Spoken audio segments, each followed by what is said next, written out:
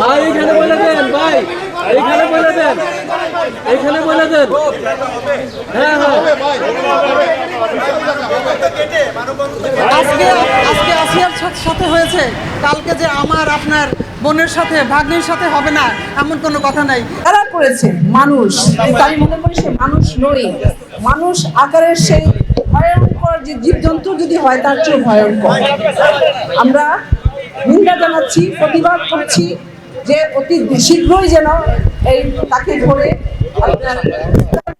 শাস্তি দেওয়া হয়, শুধু দৃষ্টান্তমূলক শাস্তি নয়, এটা যেন আইনের প্রতি শ্রদ্ধাশীল।